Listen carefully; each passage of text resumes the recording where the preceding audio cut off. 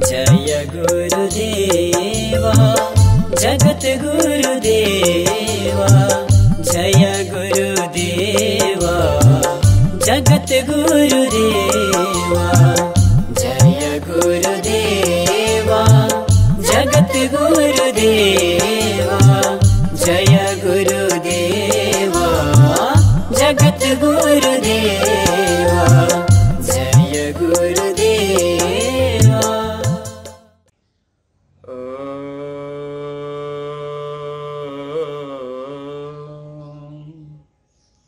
श्री राधा कृष्ण चरण कमलेभ्यो नमो नमः। ईश्वर परम कृष्ण सच्चिदानंद विग्रह अनादिरादि गोविंद सर्व कारण कारणम, श्रीमद् वसिष्ठ कुलभूषण सचरित्रम, विद्वद्वरं सकल ज्ञानयुतं महन्तं, निम्बार्कधर्म परिवर्धन ज्योतिरूपम्, श्रीमज्जगद्गुरुवरं शरणं प्रपद्ये।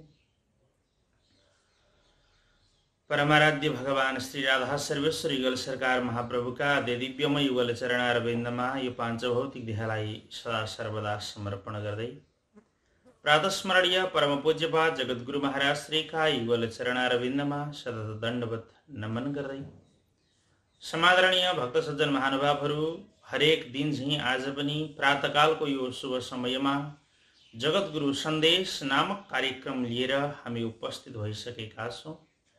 आदरणीय सज्जन महानुभावहरू, देश विदेशबाट हामीलाई हेरिरहनुहुने तमाम महानुभावहरूको हार्दिक इच्छालाई मध्यनजर गर्दै हामीले आजबाट जगद्गुरु महाराज श्रीकै मुखारविन्दबाट दिव्य आशीर्वचन प्रवचन यस टेलिभिजनमा राख्न गइरहेका छौं। धेरै दिनको ग्याप रहेको थियो, महाराज श्रीको अनुपस्थिति टेलिभिजनमा सबैलाई खड्किरहेको थियो।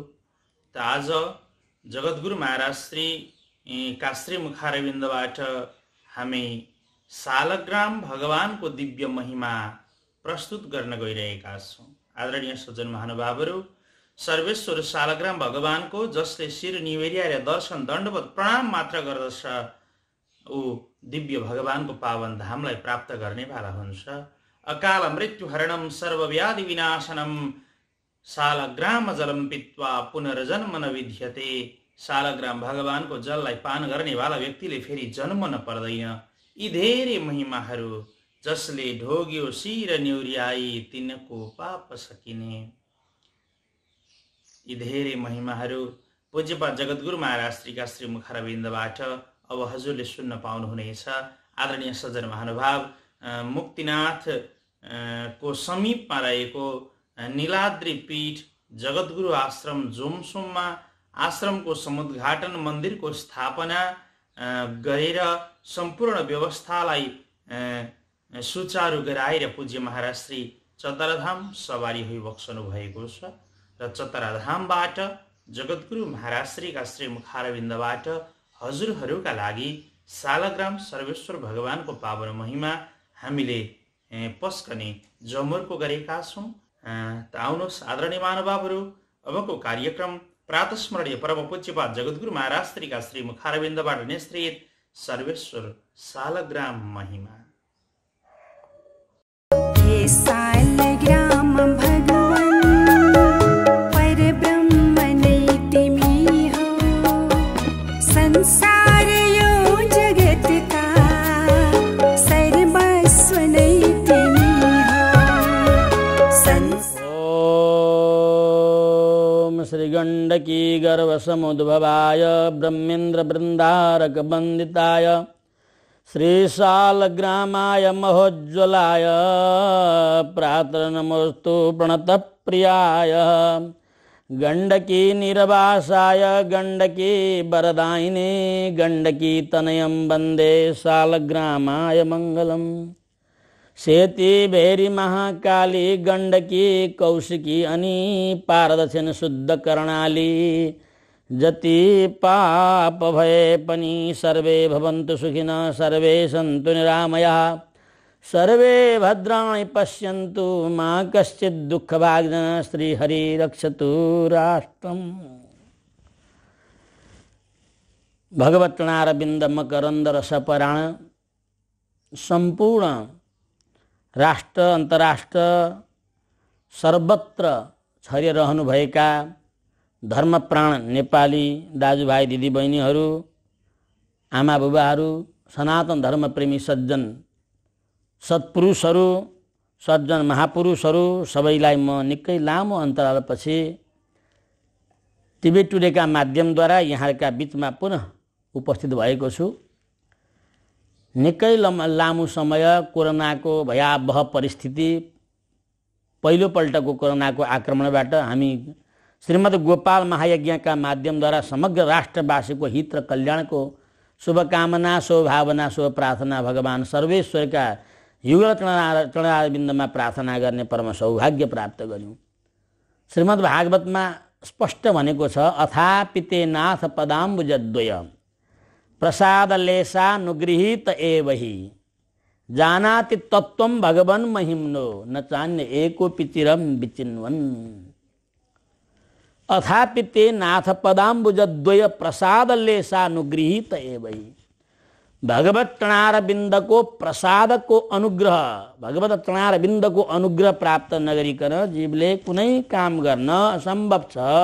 असम्भव यानी भगवत अनुग्रह चाहिन्छ। हामीले भगवान सर्वेश्वर कर्तुम अकर्तुम अन्यथा कर्तुम सर्वसमर्थवान भगवान जो हुनुहुन्छ कर्तुम जगत कर्तुम अकर्तुम वा अन्यथा कर्तुम ईशते यस ईश्वर इत्युक्तः हे अज्ञानादिभिर गुणैः भनेको छ उपनिषदमा।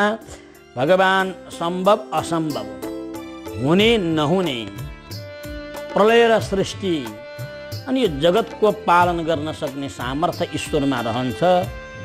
तिनै आदिश्वर भगवान श्याम सुन्दरको यजनद्वारा भगवान गोपालको यजनद्वारा सम्पूर्ण राष्ट्रवासीको सुन्दर भविष्यको परिकल्पना प्रार्थना हामीले गर्यौं। विशाल यज्ञ भयो। 18 लाख हवन 18 लाख तुलसी पत्रले भगवान सर्वेश्वरलाई अभिषेक 18 लाख गोपाल मन्त्रको पुरस्कार यी सबै यावत कुराहरू सम्पन्न गरे पश्चात कमसेकम राष्ट्रमा एक प्रकारको सुख शान्तिको लहर आयो। हामी कोरोनाबाट उन्मुक्त भयौँ। त्यस पछाडि यो दासको तपाईहरुको जगतगुरुको दौडा पश्चिमाञ्चल पोखरा पर्वतको एउटा विशाल महाशिला अत्यन्तै अद्भुत महाशिला गाविस त्यसको विशाल महाशिलाको अवलोकन गर्दै मोदी बेनी हेमजा पोखरामा भगवत धर्मको चर्चा बागलुङको राधाकृष्ण मन्दिर मोदी बेनीको दिव्य नृसिंह धाम पर्वतको महाशिला क्षेत्र पर्वतकै पाङ गाउँपालिका पाङ पार्वतीको जन्मभूमि पार्वती गुफा पार्वती धारा पार्वती चौर आदि गालवेशीले तपस्या गरेको गालवेश्वर तीर्थ कालाञ्जर पर्वत मृग तीर्थ यी सबै क्षेत्र पुलस्त्य पुल आश्रमको भ्रमणका साथसाथ मुक्तिनाथ गएर मुक्तिनाथ क्षेत्रमा उत्तरामनाय जगद्गुरु पीठको प्रारम्भ त्यहाँ भगवानको विशाल मन्दिर त्यो मन्दिर सम्पन्न गएर त्यहाँ सप्ताहव्यापी श्रीमद् भागवत महापुराणको सम्पन्न पश्चात अहिले तपाईहरुका सामुन्ने यो दास आइपुगेको छ। अब मैले तपाईहरुलाई धेरै लामो प्रताप मैले एउटा निर्णय गरेको छु भनिएको छु। हजुरलाई एउटा मेरो निष्कर्षमा पुगेको छु। के त भन्दा हामीले कहिले हामी द्वारका पुग्छौँ, कहिले हामी जगन्नाथ पुग्छौँ, कहिले हामी रामेश्वरम पुग्छौँ, कहिले हामी अयोध्या पुग्छौँ, कहिले हामी वेङ्कटाचल पर्वतमा पुग्छौँ र उताबाट देउता खोजेर ल्याइछौँ, यताका देउता मान्छौँ, घरि अयोध्याका मान्छौँ, घरि मथुराका मान्छौँ, घरि द्वारकाका मान्छौँ, घरि जगन्नाथका देउता मान्छौँ। तिरुपति बालाजी जानुपर्छ, गाउँ गाउँमा वेङ्कटेश भगवान खडा गर्छौँ। हाम्रो देशमा परमाराध्य भगवान सर्वेश्वर सच्चिदानन्द घन सालग्राम प्रभु विराजमान हुनुहुन्छ। हामी त्यसलाई त्यति महत्त्व दिँदैनौँ। यस कारणले नेपालको धरतीले जगद्गुरुको एउटा परम्परा स्थापित गर्न नेपालीहरू सक्षम हुनुभयो। यहाँ त्यो जगद्गुरुले के दिने त भन्दा भारतका जगद्गुरुले त वेङ्कटाद्रि दिए, अयोध्या वृन्दावन दिए। नेपालका जगद्गुरुले पनि नेपालकै अस्तित्व र अस्मितालाई बचाउनका लागि नेपालकै प्राचीन मौलिक इतिहास र परम्परालाई जीवन्त राख्नका लागि प्रयत्न गर्नुपर्छ भनेर उत्तरपट्टिको हिमालय पर्वतको शिखरमा नीलगिरीको फेदमा नीलाद्री पर्वतको स्थापना, नीलाद्री पीठको स्थापना र त्यहाँ यो लामो अन्तरालमा मैले के निर्णय गरेको छु भने तपाईलाई भनौँ तपाईँ रामको पूजा गर्नुहोस्, श्यामको पूजा गर्नुहोस्, हनुमानको पूजा गर्नुहोस्, भैरवकामा गएर सधैँ तपाईँ चाहिँ एकदम बोको बाख्रो चढाउनुहोस्, कालीलाई गएर रक्त रञ्जित पार्नुहोस्, उग्रकारी त्रिपुरा सुन्दरी बडी मालिका, त्यस पछाडि बडी मालिका त्रिपुरा सुन्दरी, उग्र तारा, बागेश्वरी, दक्षिण काली, पाथीभरा, कालिका, कालिन्चोक भगवती, छिन्नमस्ता, अनन्त अनन्त शक्तिका स्वरूपहरू छन्। यिनका लगेर छमछम बाख्रो चढाएपछि मुक्ति हुन्छ भनेर अधर्मो धर्ममिति मन्यन्ते तमसा वृत्ताः, तामसिक प्रवृत्तिले आवृत्त भएकाहरूले घेरिएकाहरूले त्यसलाई नै धर्म मान्ने गरेका छन्। तर त्यो धर्म मानिँदैन, त्यसलाई धर्म मानिँदैन, हिंसा र धर्म मानिँदैन शास्त्रमा। तथापि एक थरी तमो गुणले आवृत्त भएका जीवले त्यसलाई भन्छ अविद्या मन्तरे वर्तमाना स्वयं धीरा पण्डितम मन्यमाना भने जस्तो अज्ञानले आवृत्त भएकाहरूले त्यसलाई पनि धर्म मान्ने गरेका छन्। तर त्यो यथार्थमा धर्म होइन। अहिंसा परमो धर्म शास्त्रले भन्छ। धर्म त्यो हो, अहिंसा नै धर्म हो, हिंसा धर्म हुन सक्दैन। यी आदि इत्यादि तमाम कुराहरू छन्, विषयहरू छन्। अहिले यसलाई उठान गर्दाखेरि अर्कै विषय कहाँ पुग्छ, प्रसङ्ग विषयले अर्को अर्थ नलागेमा भन्ने छ नि व्याकरणमा। विषय प्रसङ्गले अर्को अर्थ नलागेमा फलानु भन्नाले फलानु यो भन्नुपर्ने अवस्था आएको छ। यस कारणले मेरो अन्तरात्माले अब हामी नेपालीहरूले एउटा कुरोमा ध्यान दिनुपर्छ। के त भन्दा भविष्य पुराणमा एउटा श्लोक आएको छ, सालग्राम स्वयं ब्रह्म सच्चिदानन्द विग्रह यस्य दर्शन मात्रेण क्षयं यास्यन्ति वै मलः। सालग्राम स्वयं ब्रह्म, याद गर्नु होला, स्वयं ब्रह्म। सालग्राम स्वयं ब्रह्म सच्चिदानन्द विग्रह। सालग्राम स्वयं ब्रह्म हुनुहुन्छ। ब्रह्म कसलाई भनिन्छ? न तत्र चक्षुर गच्छति न बाघ गच्छति नो मनो न विद्मो न बिजानिमो तदेव ब्रह्म।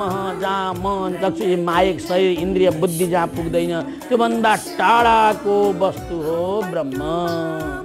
त्यो टाढा भएर पनि काम के गर्छ? उसको काम चाहिँ के हो त? यतो वा इमानि भूतानि जायन्ते येन जातानि जीवन्ति यत्प्रयन्त विषम विसन्ति तद् ब्रह्म तद्विजिज्ञास्व स।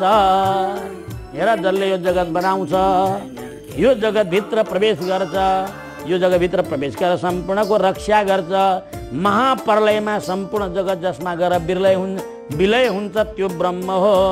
त्यसलाई जान्ने प्रयत्न गर। ईश्वर परम कृष्ण सच्चिदानन्द विग्रह अनादिरादि गोविन्द सर्व कारण कारणम, जो कारणको पनि कारण हो, सच्चिदानन्द छ, जो गोविन्द हो, जो कृष्ण हो, जो परमात्मा हो, जो सच्चिदानन्द घन हो, त्यो सच्चिदानन्द घन परब्रह्म परमात्मा नै सालग्राम हो भन्छ भविष्य पुराणले। सालग्राम स्वयं ब्रह्म, स्वयं ब्रह्म सालग्राम हो। सच्चिदानन्द विग्रह, त्यो सालग्राम सत चित्र आनन्द विग्रह हो। सत भनेको जगत, चित भनेको जीव, आनन्द भनेको भगवान। आनन्द ब्रह्मेति बेजानात्, आनन्द भनेको ब्रह्म हो, आनन्द भनेको भगवान, आनन्दमय परमात्मा। एव न तु जीवः। जीव कहिल्यै आनन्द हुँदैन, ऊ त आनन्दलाई प्राप्ति गरेर आनन्दित, ऊ स्वयं आनन्द होइन। हेवायम लब्ध्वानन्दी भवति, उस परब्रह्मको कृपा प्राप्त गरेर, उसको अनुग्रह प्राप्त गरेर, प्रसादले सानुगृहीत एवै, उसको प्रसाद प्राप्त गरेपछि आनन्दित हुने, आफै आनन्द जीव होइन, आनन्द दुःखी छ। सर्वे जीवा सुखैर दुःखै माया जालेन बेष्टिता, ऊ सुख दुःख माया जालको जन्जालले आवृत्त भएको जीव हुनाले जीव आफू सुखी छैन। हेवायम लब्ध्वानन्दी भवति, उस परमात्माको सुख प्राप्ति गरेर ऊ सुखी हुन्छ, उसबाट प्राप्त गरेको सुखले ऊ सुखी हुन्छ। आगो जीवात्मा आफै आगो होइन, आगो तापेर आनन्दित हुन्छ। जीव आफै पङ्खा होइन, पङ्खाको हावाले आनन्दित हुन्छ। जीव आफै पानी होइन, पानी खाएर आनन्दित हुन्छ। जीव आफै ब्रह्म होइन, ब्रह्मको कृपा प्राप्त गरेर आनन्दित हुन्छ। भने जस्तै यो सालग्राम पनि सच्चिदानन्द रूपाय, यो भगवान सालग्राम सच्चिदानन्द स्वरूप हुनुहुन्छ। उहाँ चित जगत पनि जीव पनि छ, सत संसार पनि छ, आनन्द ऊ आफै आनन्द भयो। यस कारणले भगवान सालग्रामलाई परब्रह्म पनि भनेको छ, सच्चिदानन्द स्वरूप पनि भनेको छ। यस्य दर्शन मात्र सच्चिदानन्द स्वरूप भगवान सालग्राम र परब्रह्म स्वरूप सालग्राम जो हुनुहुन्छ, उहाँको दर्शनले जीवनका सम्पूर्ण पाप लेस सारा क्लेशहरू समाप्त हुन्छ भनेर भविष्य पुराणमा यसको चाहिँ स्वयं परब्रह्म भएर प्रष्ट घोषणा गरेको छ, उद्घोष गरेको छ, शङ्खनाद गरेको छ। सालग्राम स्वयं ब्रह्म हुनुहुन्छ। जुन सालग्राम हाम्रा देशमा हुनुहुन्छ, जुन सालग्राम हाम्रो धरतीमा हुनुहुन्छ, जुन सालग्राम गण्डकी नदीमा हुनुहुन्छ, जुन सालग्राम मुस्ताङ जिल्लामा हुनुहुन्छ, जुन सालग्राम दामोदर कुण्डमा हुनुहुन्छ, दामोदर कुण्डलाई आधार स्थल बनाएर गण्डकीले तपस्या गरेपछि त्यहाँबाट सालग्राम परमाराध्य भगवानको प्राकाट्य भयो। अब आमा बुवाहरू सज्जन श्रोताहरूले सुन्नै पर्ने महत्त्वपूर्ण विषय एउटा सालग्राम, यो ब्रह्म हो, यसमा कोही दुविधा छैन, काहीँ कतै शङ्का छैन। सम्पूर्ण देवताभन्दा श्रेष्ठ देवता सालग्राम हो भन्ने कुरा काहीँ कतै श्लेष मात्र पनि शङ्का छैन। यसमा तपाईँहरूले प्रष्ट भए हुन्छ, दुविधा नराखिकन। अब अर्को रह्यो तुलसी, सालग्राम र तुलसीको प्रसङ्ग छ यहाँ। के छ भने नर नार्यास्ततां दृष्ट्वा तुलनां दातुमक्षमः तेन नाम्ना च तुलसीं तां वदन्ति मनीषिणः। याद गर्नुहोला, देवी भागवतमा, ब्रह्म वैवर्त पुराणमा, बृहन् नारदीय पुराणमा, पद्म पुराणमा तमाम तुलसीको चर्चा आएको छ। यो आमा बुवा याद गर्नुहोस्, ध्यान दिएर सुन्नुहोस्। सालग्राम गण्डकीमा, तुलसी माता हाम्रो आँगनमा, तुलसी माता हाम्रो आँगनमा, सालग्राम गण्डकीमा। तपाईँका आँगनमा तुलसीको मठ छ। तुलसीको महिमा चाहिँ शास्त्रले भन्छ नर नारी यहाँ दुर्गा, काली, गायत्री, सावित्री, अम्बिका, सरस्वती, राधा, सीता अनन्त शक्तिहरू छन्। ती शक्तिहरू एकतिर उभ्याउनु हो र एकतिर तुलसी महारानीलाई उभ्याउनु हो र दुईटालाई खडा गरेर हेर्नुहोस्। हेर्दाखेरि तुलसी समान कुनै देवी देवता यो संसारमा छैन। नर नार्यस्ततां दृष्ट्वा तुलनां दातु असक्षमः। तुलसीलाई दान्न कसैले सकेनन्। तेन नाम्ना च तुलसीं तां वदन्ति मनीषिणः। त्यसले मनीषिणः विद्वानहरूले, महर्षि वेदव्यासले 101 विश्वामित्र वशिष्ठ आदि 101 कवि महान वाल्मीकि आदि स्वयं ब्रह्मा आदि देवताहरूले पनि तुलसी नाम राखे, जो कसैसँग तुलना हुँदैन, के तुलना हुन सक्दैन। के विश्वकी शक्तिशाली र सर्वगुण सुसम्पन्न तुलसा र सर्वेश्वर सर्वज्ञ भगवान सालग्राम जुन राष्ट्रमा हुनुहुन्छ, त्यो राष्ट्रका तपाईँ हामी नेपाली भिखारी निकम्बा र देउता खोज्न इन्डियाका कुना कुना भड्किएका छौँ। अब यो भड्कनु पर्दैन नेपालीहरूले। आँगनमा तुलसी, भित्र मन्दिरमा सालग्राम। यो पश्चिमतिर पोखरा, पर्वत, बागुन्तला मिठो भजन गाउँछन्। वास्तवमा त्यो भजन सारा गर्वित छ, सारा ग्राही छ। सारम सारम समुद्रतम, त्यो त सार त्यहाँ उद्धृत गरिएको छ। बडा मलाई आनन्द लाग्छ, त्यो तपाईँहरूलाई मैले सुनाऊँ। यसमा के भनेको छ भने बाहिर मठमा तुलसी, भित्र सालग्राम। बाहिर मठमा तुलसी, भित्र सालग्राम। काहीँ जानु पर्दैन यहीँ छन् चारै धाम, काहीँ जानु पर्दैन यहीँ छन् चारै धाम, बाहिर मठमा तुलसी भित्र सालग्राम, काहीँ जानु पर्दैन यहीँ छन् चारै धाम।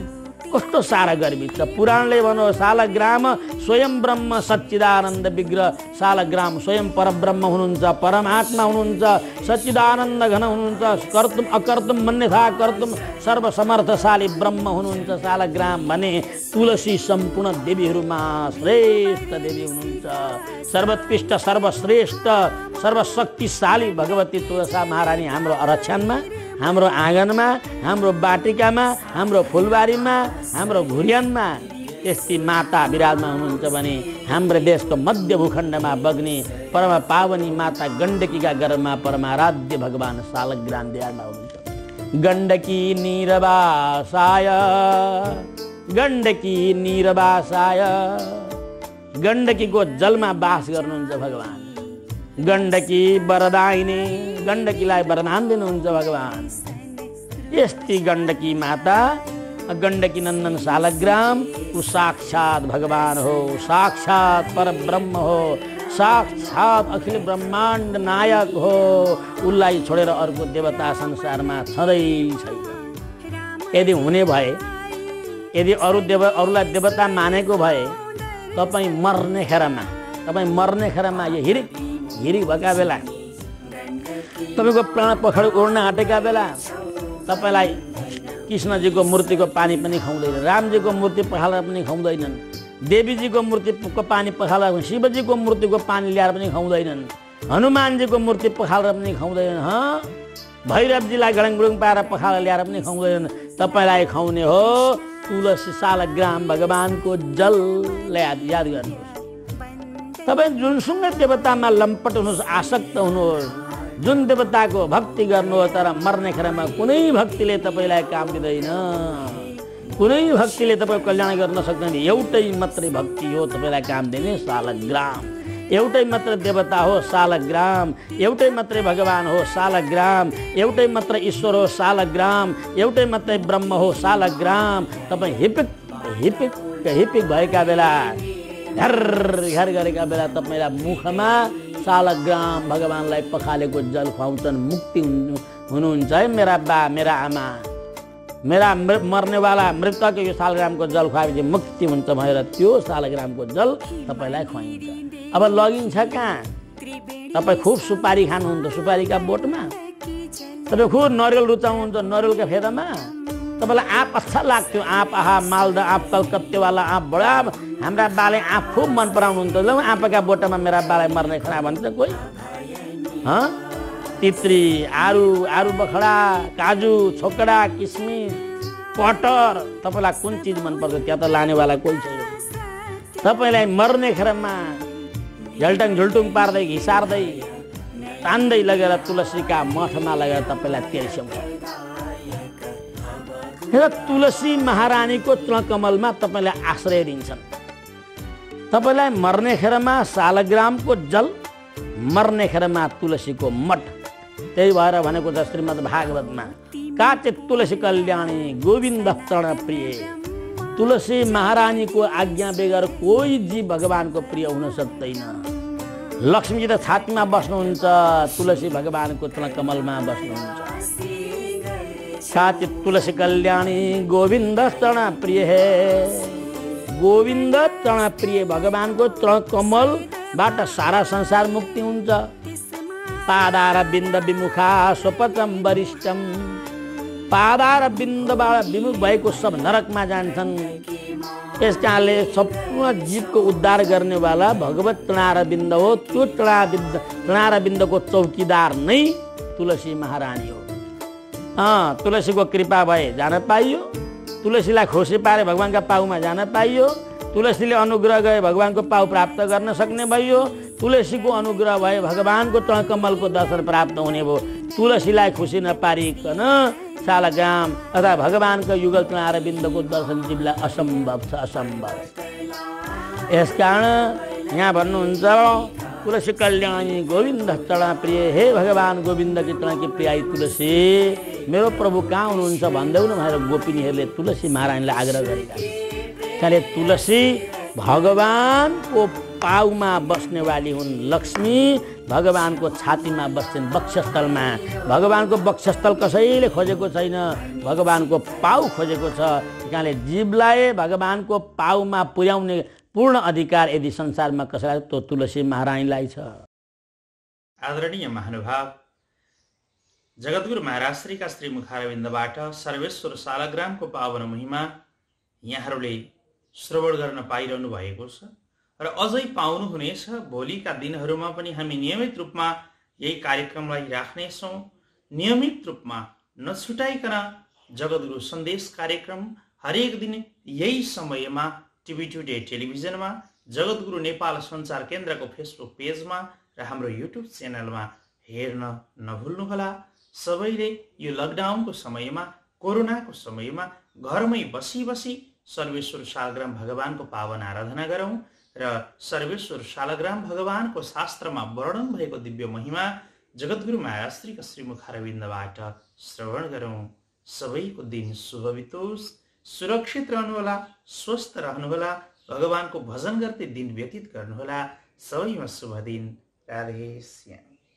जय गुरुदेवा जगत गुरुदेवा, जय गुरुदेवा जगत गुरुदेवा, जय गुरुदेवा जगत गुरुदेवा, जय गुरुदेवा जगत गुरुदेवा।